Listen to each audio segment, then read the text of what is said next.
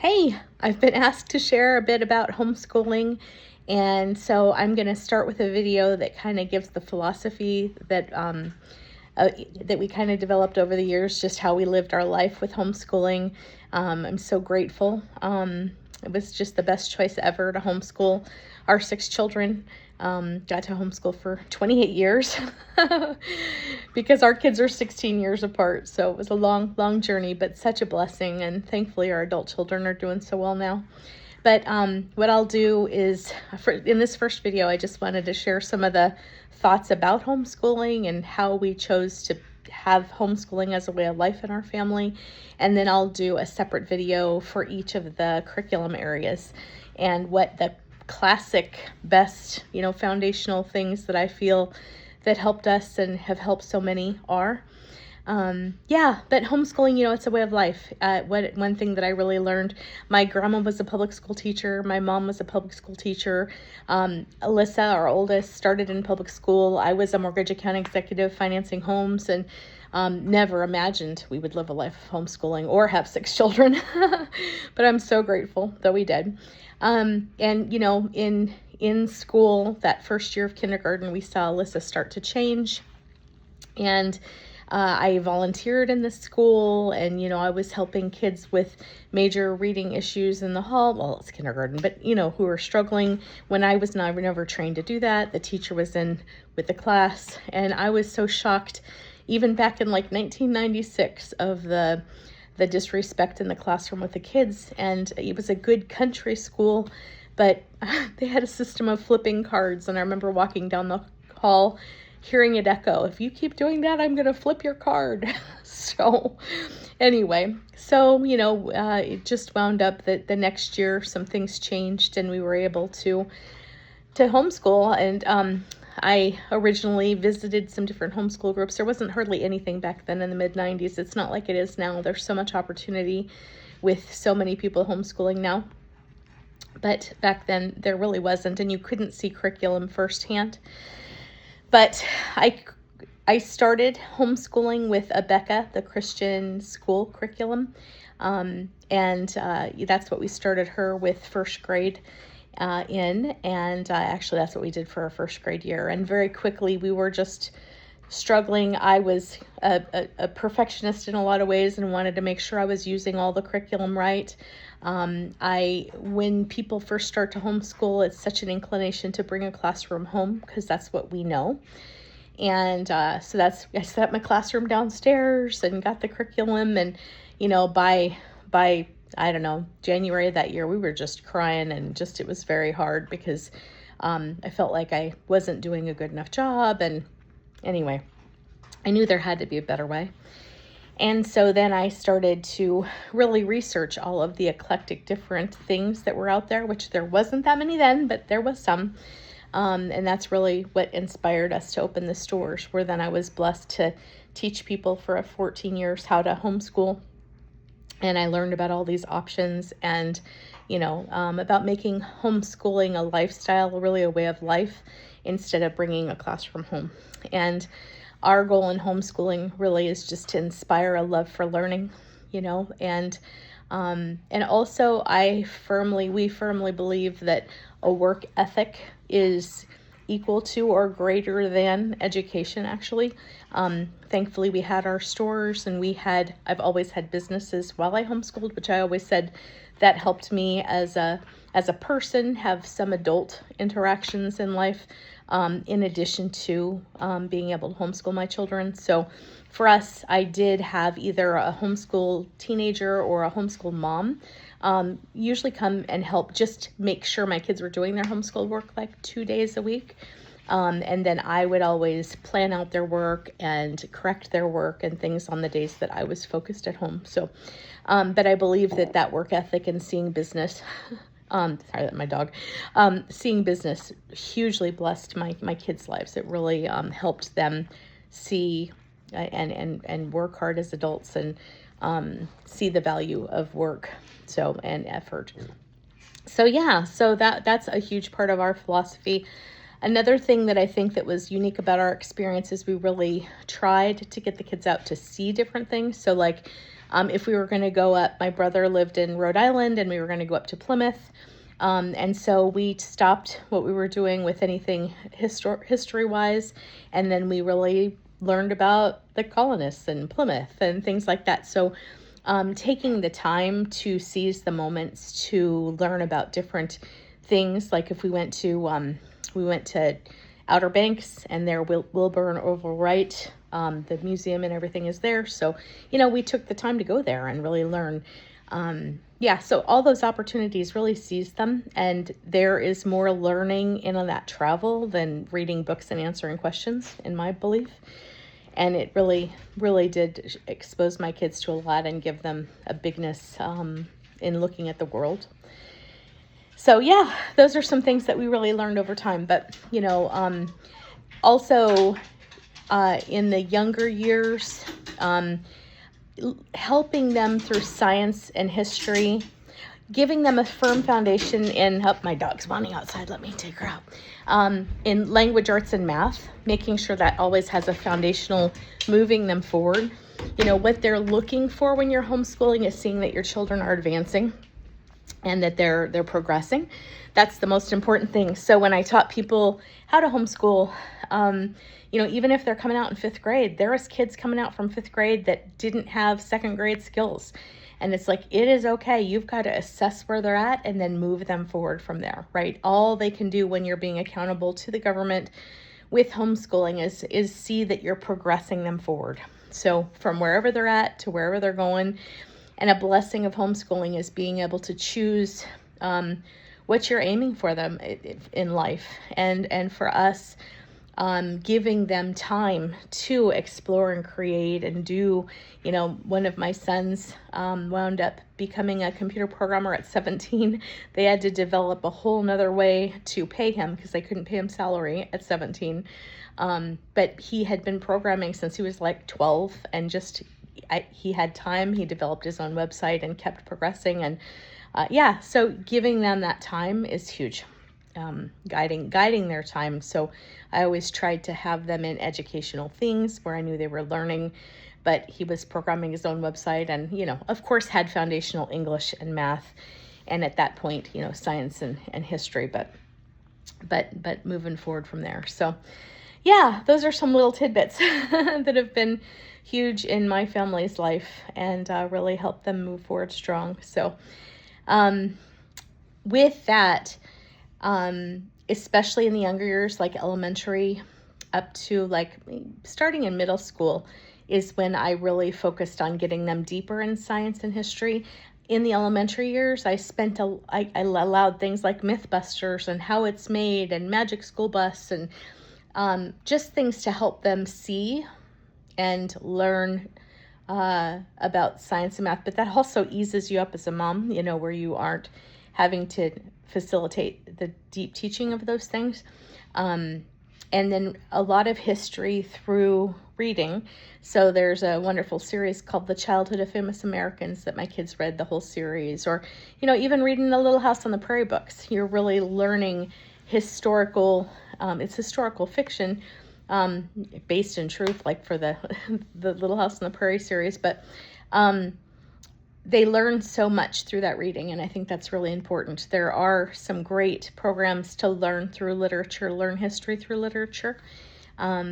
And so looking for things like that can be really a blessing and help them. So there are some like Greenleaf Press or Beautiful Feet books where they guide you through books to teach all sorts of history and language arts and things like that through that. But there's so many ways to do it. So I'll walk you through as we talk through each curriculum area. So let me think. I think, keeping math, and I always believe that if you know how to read and if you know math, everything else can come. The other one you could talk about is writing. I did not force my kids to write a whole bunch, but they became good writers. I think the internet and spell check and everything really, they didn't want to be embarrassed, and so they really stepped themselves up in the writing arena. I owned the stores, which they were for homeschoolers and teachers, and they also had educational toys. And in that, I saw it was like a whole language time frame of learning, where the teaching philosophy was just get them to write. It doesn't matter if they spell correctly. It's just about them to get the pen on the paper and just get their ideas out. And I just saw a huge demise in spelling and things like that, just by that philosophy. And then they went away from a phonics-based philosophy to this whole language philosophy. A lot of what I'm going to recommend, I think phonics and learning how to pronounce things out is very good. But I just want to share with you, some people feel like the kids need to be writing whole papers, and I actually didn't do that. Some of the areas where I felt like I was failing were in having them do a whole bunch of science texts or history texts, or writing assignments, and actually in the end it all worked out okay. A lot of areas where I felt I failed, they really thrived and did fine. And it was more from that relaxed approach. But again, I always had a foundation in math and language arts that we were working with very consistently. So another philosophy for us in homeschooling is I didn't worry about homeschooling every day, Monday through Friday. I taught my kids how to be accountable, and about repercussions and rewards. And so they each had a planner, and I would plan out the week. I would basically take a textbook and kind of divide it out by the number of pages or chapters or however it was broken up for the school year. And so I'd know about how much we had to complete each week to complete whatever we were looking to do. And then I would break that out in their planner each week. I would do that, at some point during the week, I would plan out their next weeks, and I would usually do like a whole month at a time. And I would usually only plan 4 days worth. I might write it out as 5, but I always let my kids, they had their planner, and they would know, let's say if they had 2 pages of easy grammar that they needed to do each day. If they wanted to work ahead, I was like, great, go ahead and work ahead. And that just gave them more free time later. So they were rewarded by working ahead by free time later to do, not necessarily just free time to play games, but to do other educational things or sometimes games, right? So they were excited to get their work done.